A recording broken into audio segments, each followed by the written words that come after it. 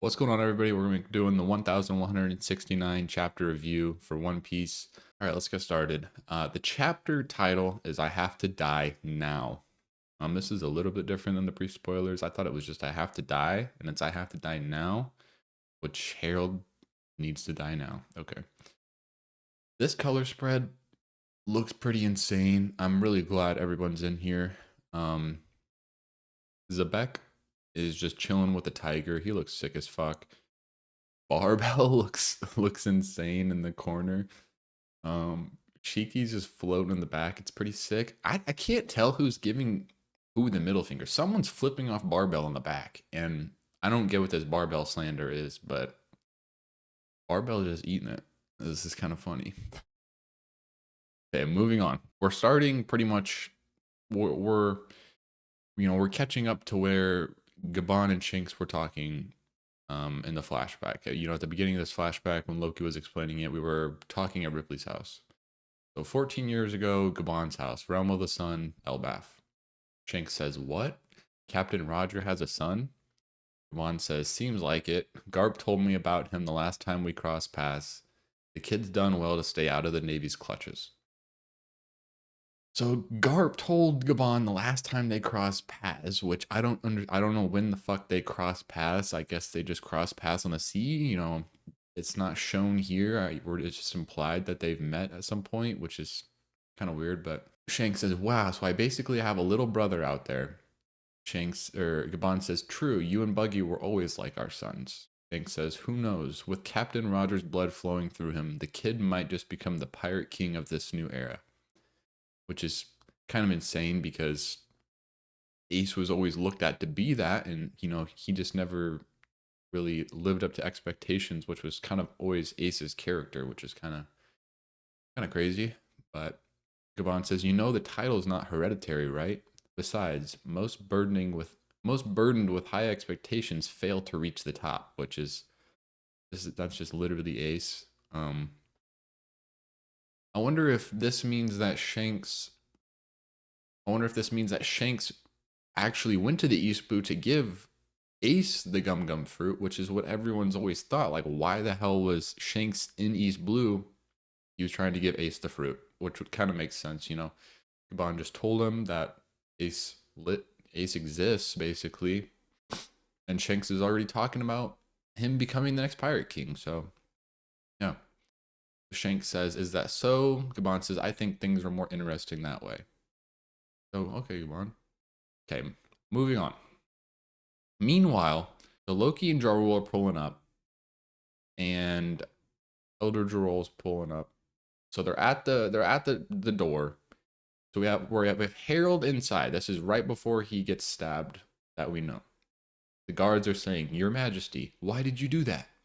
It was just chaining you as you ordered." So yeah, last chapter, Harold told one of the guards to chain him to that pillar, and we can see that fucking guard, that guard is cooked on the ground.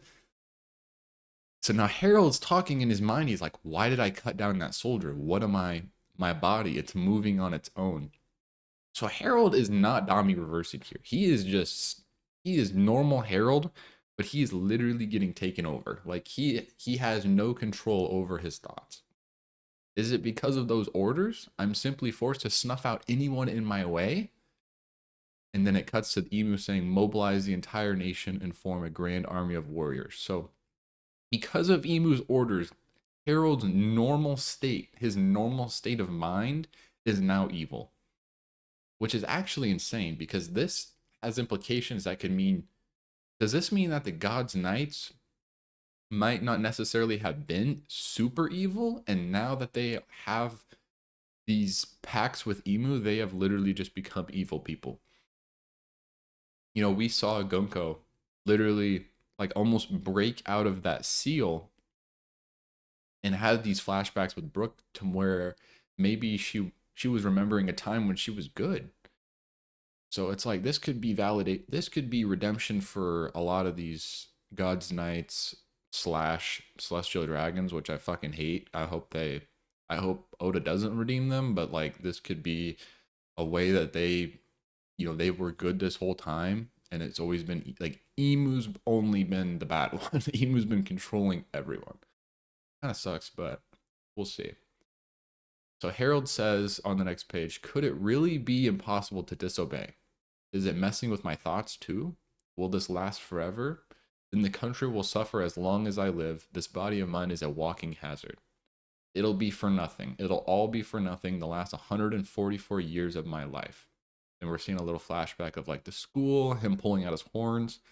So Harold's basically like, I have to die, otherwise everything that I've worked for to better Elbaf is going down the drain. Which is it's true, and Harold has the resolve. Yeah, I respect Harold for the resolve to actually want to change Elbaf. Like, he's made some dumb decisions, but he just wants what's best for Elbaf, honestly. And now he's saying, I have to die now. So he knows he has to go in order to save Elbaf. He says, you men, kill me now. As if I'd ever let Elbaf be enslaved. Hurry before I'm completely taken over. The guards are like, Your Majesty, what are you saying? And now Loki's kicking in the door. He says, Old man, I'm back. What the hell are you doing? So now we're seeing a different view of him getting stabbed by all the guards. Garble says, Harold. And Harold's like thinking in his mind, it can't be. I really am immortal as he's getting stabbed. So he's like, he's just regenerating. He's like, I'm regenerating. Stop this. All of you run. And now he does this big fucking 360 combo, like gut swinging attack. Takes out all of the guards that were just stabbing him. He's regenerated, and now he's just going crazy. How am I supposed to die now? Someone help me. So now he can't die to save Elbaf because he's immortal. What is he supposed to do?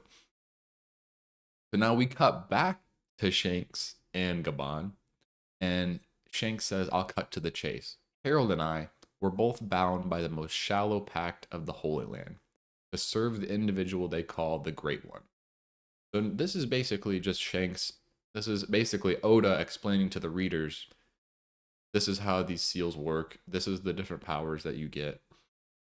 Which I like this dialogue because it does explain a lot of things about Emu's power. It does have limits, which we didn't know that they had limits. We thought Emu was just insane. So Shanks goes on to say, this is just the shallow sea covenant contract, mind you. But even then, we're in range. When we're in range, we can't defy their orders. And Gaban says that's a curious power. This is insane because we thought that the shallow contract was literally just an intern. It meant nothing. You got no immortality. You got no additional hockey, no powers. But now you can be taken over if you are in the Holy Land. That is insane because Emu literally let Shanks leave the Holy Land. If I got someone like Shanks under my control and they were in the range to be taken over, why wouldn't you take them over immediately? I mean, maybe you thought that they were going to, work their way up the God's Knights and you wouldn't even have to do anything, but like, Emu let this opportunity go. Shanks continues. Yeah, it meant we could only talk more plainly when we were away from the Holy Land. And here's a flashback of Shanks meeting Harold, and Harold says, I knew it, you're from the Red Hair Pirates, aren't you? So they can't even talk freely when they're in the Holy Land. So this kind of makes sense of how Shanks might have learned a lot of his information. He might have talked away from the whole, like him and Shamrock could have spoken outside of the Holy Land. But Shamrock would have had the Deep Seal, so Emu would have had control over him at all times. A little bit interesting. Okay, continuing. Harold would probably be happy to join the Knights of God if it helped Elbaf's membership bid, but if he agrees, he'd have to enter into a deeper covenant. And Gaban says, is that a problem? Shanks says, the covenant of a full knight blesses them with inhumane strength and immortality. They can also conjure abyss pentagrams, enabling traversal across vast distances. In exchange, the Great One's voice can reach them anywhere, so disobedience becomes totally impossible, even if you're far away. So this is just explaining everything we know essentially at this point about this is nothing new. This is just everything that we've known. And this is pretty crazy. I mean, how does Shanks know exactly all this stuff? Like Shamrock has to be an op. Shamrock has to be an op. So Shanks continues, Harald would be fully under their thumb if he enters into that deep covenant. Those guys have a boundless appetite for greed. I can't see them just honoring their word. Bro, Shanks has more common sense than Harald already. Gaban says nothing. I really don't think Harald should join. Too late. A hockey blast from the castle. They're like, what the? So now, presume they're heading towards the castle. That's what we know. They see this hockey blast. It's supposed to be Harald's hockey blast, I guess. So now we cut back to the castle. Loki is now clashing with Harald after Harald started attacking the guards. Loki says, knock it off, old man. What the hell is even going on here? Loki continues, how are you even breathing after all those stab wounds? Why are you trying to kill us? And where is all this strength coming from? Jarl says, what happened to you, Harald? Come back to your senses as he unsheaths his sword. Here comes fucking Jarl. Here comes Jarl. All guards, report to the throne room now. He's gone mad. The king, we have to stop him. Did a fight break out? I bet Loki's up to no good again. Hurry, we must aid our king. So you've just got a bunch of random guards running up to the throne room. So now Loki and Harald, they like slam, or Loki and Jarl, they like slam Harald down. They're like holding him down, talking to him, trying to get him to break out of it. He says, explain yourself, Harald. What happened? Now Harold's like talking to both of them. He says, huff, huff, Elder Jarl, what I've done is unforgivable. My sanity is slipping beyond my control. Please listen to me, Loki. Tell the people of Elbaf what happened here. Tell them about the guards I slayed. Let it be known that I repeatedly stained my hands trying to make Elbaf a member nation. Spread the word about how I was tricked and ended up in this miserable state. They wanted me to enslave our people as warriors for the government.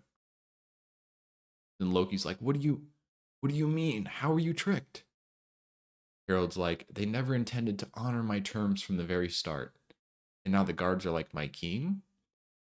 So basically, Harold's telling Loki and Jarul to tell Elbaf what happened. We were tricked by the government and I was taken advantage of, you know? But they don't. And they have to lie for the sake of Harold. And Loki has to take the burden of all this blame for Harold. So this might be insane character. This might just be an insane character moment for Loki, where even though Jarul, Shanks, Gaban, they all know what happened. These four guys know what happened, and Loki says, "You know what? I don't care. I'm going to take all of this blame, so that way Harold can keep his image, and everyone in Elbaf can continue to live peacefully." You know, Loki goes and sits in prison in order for everyone else to stay peaceful, which I think that's pretty cool, honestly. Before I was like, what is everyone doing? Why is no one explaining? We always thought that no one knew what truly happened that day, but actually people know what happened, but they just chose for a different outcome, which is cool. Okay, continuing. Harold says, Elder Jarul, Loki must be the one to eat Elbaf's secret treasure. Please see to it. And Loki's like, what? And Harold's like, no one else can beat me with these godly powers. It was never my dream to see Elbaf subjugated by the government. I am the worst king in the history of Elbaf. So I think Loki lies in order for that not to be the case. Because Harold isn't the worst. I mean, we don't know any other kings of Elbaf, but Harold is not a bad king by any. Um, Harold continues. He says, "You must kill me and take the throne, Loki." Fuck Harden. Fuck Harden. Let Elbaf know what a disgrace of a king I was. Kill me and elevate yourself as a hero. Okay, he does not do that. We know Loki doesn't do that. He might kill him, but he doesn't do that. You know, he doesn't throw Harold under the bus. Harold continues, I don't care about how I'm remembered. That's not important. The only thing that matters is securing Elbaf's future. Don't you see? And this is exactly what this is honestly true. Loki doesn't care. You know, Harold's saying this, but Loki takes this into the future. Loki doesn't care how he's remembered. He cares about Elbaf's future. He doesn't care about redeeming himself. He cares about Elbaf staying peaceful, which I think this is a cool line. And Loki says, "You'd go that far?" I think this is, Loki finding his resolve to also go that far, which is cool. He's like father, like son. Now, Harald says, "I'm counting on you, Loki. You're the only one who can make things right," as he slams his head back into like this pillar. And after that, Harold's gone. That's basically the last we're getting of good Harold. Harold, after that, he just like gets up, fucking does this. He just attacks all these guards, one shots all of them. They're all flying. Harold looks evil as fuck now. Like he looks the exact same, but he just has a different look in his eye. Now he says, "There's a criminal roaming the castle."